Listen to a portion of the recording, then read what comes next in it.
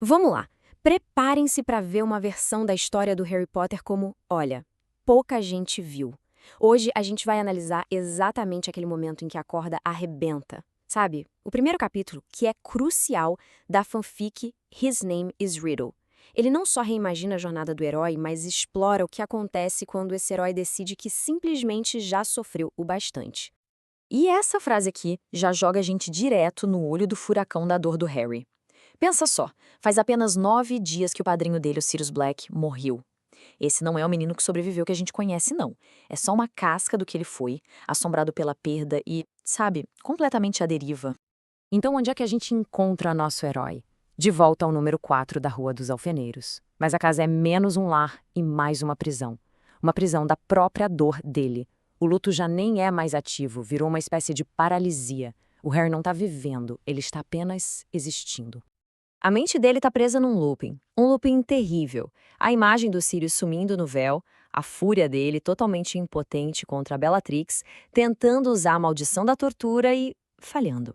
E para piorar tudo, o peso esmagador da profecia que o Dumbledore finalmente revelou. Aquela sentença de que ou ele ou o Voldemort tem que matar o outro no final. Não é à toa que ele está se desfazendo por dentro. E o ponto principal é esse. Ele já passou da fase das lágrimas. Agora só existe um vazio. Um vazio que anestesia. Ele se move pelos dias no piloto automático, sabe? Completamente desconectado de tudo, fazendo o mínimo para se manter de pé. A dor é tão, mas tão profunda, que virou silêncio. Só que mesmo no estado mais profundo de paralisia, alguma coisa pode quebrar. E para o Harry, essa ruptura não vem de uma grande batalha mágica, não. Vem do lugar mais improvável e terrivelmente familiar de todos, a mesa do café da manhã dos Dursleys. A cena é aquela de sempre, de dar um nó no estômago. O tio Walter gritando pelo café dele, as alfinetadas da tia Petúnia, e o Harry se movendo como um fantasma pela cozinha, obedecendo a cada ordem por puro hábito, por anos e anos de submissão. É a normalidade opressora de sempre.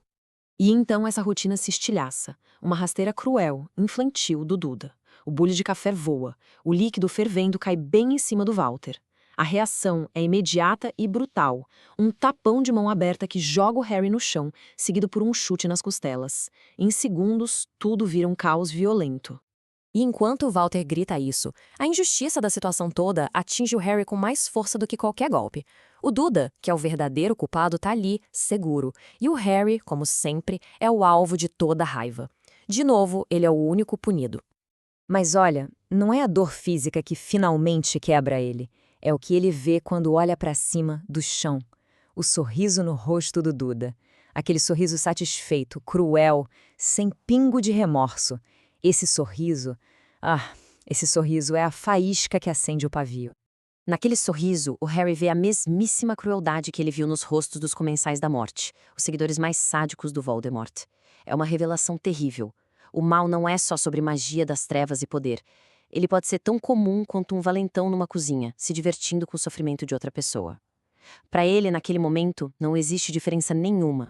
E esse momento de clareza muda absolutamente tudo. O que acontece a seguir não é mais a reação de uma vítima. É o primeiro ato de rebeldia de alguém que decidiu que já deu. Chega! O Walter avança para bater nele de novo com o punho erguido.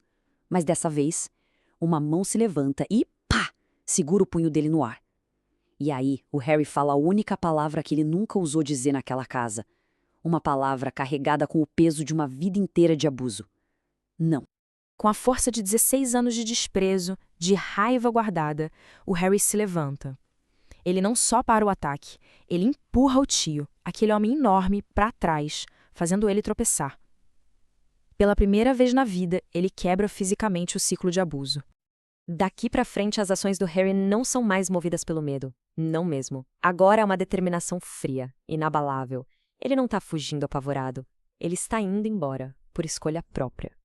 Cada item que ele joga na mochila é uma declaração, tem um significado. A varinha é o poder dele, o saco de moedas de Gringotts, sua independência financeira, as cartas dos amigos, as conexões que realmente importam.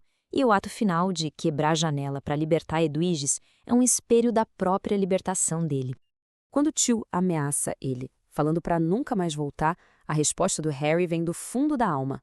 Com todo o desprezo que ele consegue juntar, ele olha para os três e rosna. Vão para o inferno. E aí ele bate a porta. Um som final, decisivo para a vida antiga dele. E pronto, ele se foi. Sozinho na noite, machucado, mas finalmente livre. A questão agora é: para onde vai alguém que finalmente está livre? A adrenalina começa a baixar e a realidade do confronto bate forte.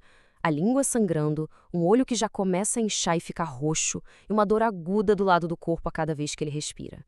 A rebelião dele teve um custo físico bem real. E na hora de maior necessidade, a magia responde. Meio atordoado pela dor, ele estende a mão com a varinha sem nem pensar, e com um estrondo, o Noitibus andante surge do nada. Aquele ônibus roxo, um farol de esperança para bruxos em apuros. Lá dentro, o motorista se apresenta como Dan, irmão gêmeo do Stan Shumpike, o cobrador. A palavra gêmeos acende uma luz na cabeça do Harry. Traz a imagem do Fred e do George Weasley, e de repente ele sabe para onde precisa ir. Um lugar onde ele vai ser bem-vindo, sem perguntas. Um lar de verdade. O destino dele, a toca, a casa dos Weasleys. E o meio de transporte, Pod-Flu, aquela rede mágica que conecta as lareiras e permite viajar quase que instantaneamente, se a pessoa souber o endereço certo, claro. No caldeirão furado, parado na frente da lareira, ele hesita, só por um segundo. Chegar na toca significa que vai ter que encarar perguntas, preocupação, mas ele se recusa a voltar atrás. Não agora. Como uma respiração funda, ele dá um passo à frente, joga o pau nas chamas e grita seu destino, mergulhando no fogo verde. E isso tudo deixa a gente com uma pergunta bem importante. Esse capítulo marca uma transformação fundamental. O Harry deixa de ser uma vítima passiva do destino dele para se tornar um agente ativo na própria vida. A questão que fica no ar é: o que essa mudança significa para o futuro dele e para a guerra que ainda está por vir?